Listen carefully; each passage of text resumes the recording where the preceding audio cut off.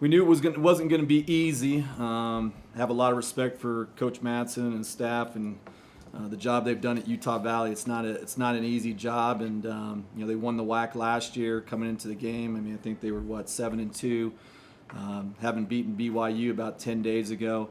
They've kind of been bit by injuries a little bit with a couple of guys, but when you got a guy like Fardaws down there, he presents a lot of challenges, and I thought our guys, especially after it was a tough, after the Arizona game. I mean, the thing is that in that locker room at Arizona, I mean, our guys they didn't have their head down. Now they were disappointed. They felt like they didn't give their best.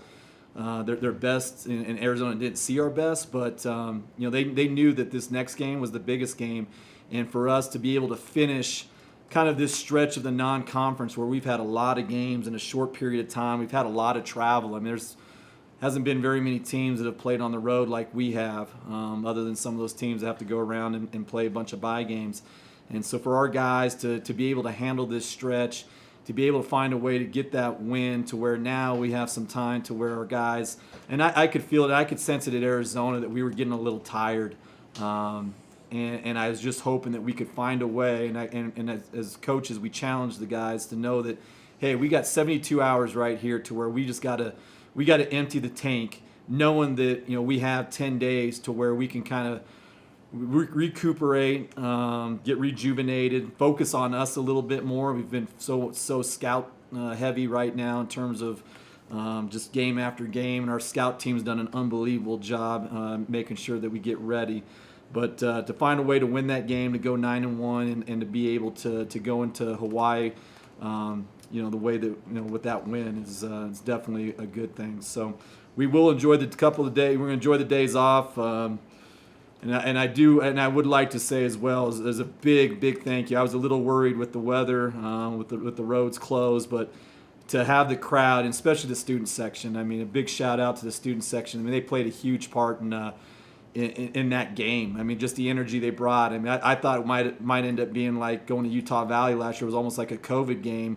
I was worried there would be about 200 people in the stands, but thankfully the people of Wyoming, they're tough enough, and they understand. They're not scared of the weather, and so for them to show out like they did, I just can't thank them enough. The team can't thank them enough, because that energy that student section, that crowd brought that last 8 minutes played a big part in us winning that game.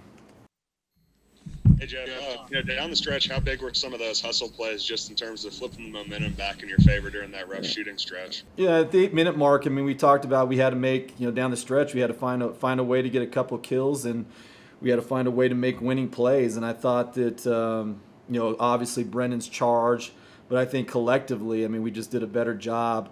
And that was the issue there, at the start of the half, was that we missed two layups, right away where we could have really made that, bumped that lead up, and then instead now they come down and we weren't getting enough stops, and so then it was putting pressure on us to come down and score. They struggled to guard us man. I don't think they could guard us man, and so smart move on their part, trying to mix it up, which we knew we were going to see some 2-3 zone and some 1-3-1.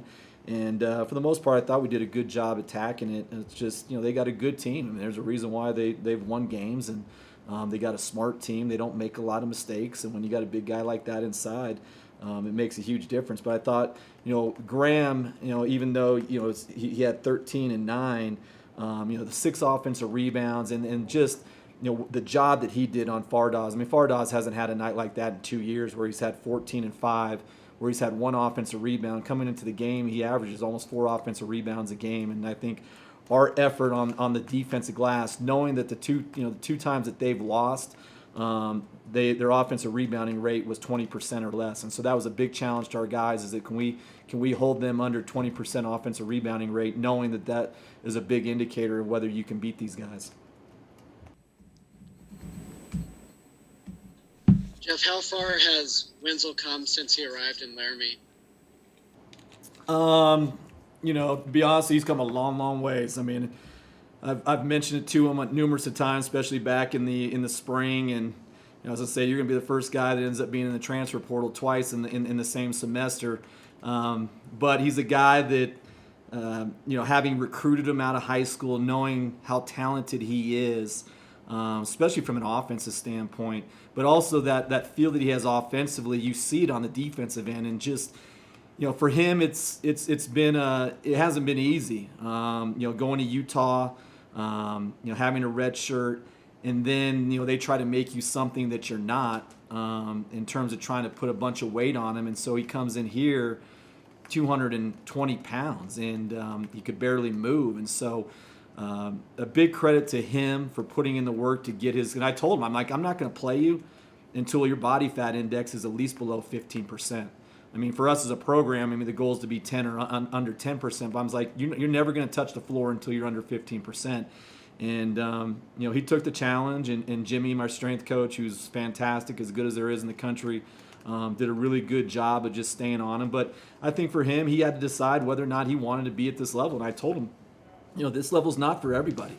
I mean, the demands that come with this level, the sacrifices that you have to make. I mean, you have to want to be here. And I think he had to really kind of look himself in the mirror, especially at the start of this semester, and figure out whether or not he wanted to do it. And he said he wanted to do it. And slowly but surely, you're starting to see if when you put together days and you do the right things and you have the right habits, he's a guy that can help us win games. Jeff, are you pleased not only with how they responded to the Arizona game, but Utah Valley came out early in the second half and kind of punched you guys in the mouth and took the lead, and you guys responded to that as well? Yeah, I mean, we've done that for the first 10 games. I mean, we've had, the lead at, Grand Canyon, we had a double-digit lead. Cal State Fullerton, we had a double-digit lead. I mean, at Washington, the first half, we had a double-digit lead, and the sign of a good team is a team that just sticks together and knowing that, we just had to find a way to get the necessary stops. And then I thought we did a good job off those stops of, pushing the ball down the floor to where we didn't have to play against that, let them get set on the zone. And so I think that, the stops that allowed us to get down there and give our guys credit for making plays and making shots. I mean, we got some open looks and we knocked them down. Jim, how big was it to bounce back like this after the Arizona game? Well, I put on the board before the game that, hey, we're 8-1. You sometimes you lose sight of that after you lose a game, after you've won 8 in a row, and knowing too that you probably, I was like, guys, you probably might have lost to the number 1 ranked team in the country on Monday. That's how good they are, and so we can't lose sight of the first 8 games and what we've done, and we can't allow the Arizona game, which I knew coming in on Thursday after we came back and we got on the floor that our guys they didn't have an Arizona hangover. They knew that they could use that game to help them move forward, to know what it really feels like to play against a legitimate top 10 Final Four contending team. And I think that hopefully at some point we'll have another opportunity to play a team like that, and when we do, it's going to be it'll look different. But you can't really simulate what that felt like, and I think for our guys, it just shows the maturity of the group to say, hey, listen, it happens, but we got to move on, and we learn from it. The players learn from it, coaches.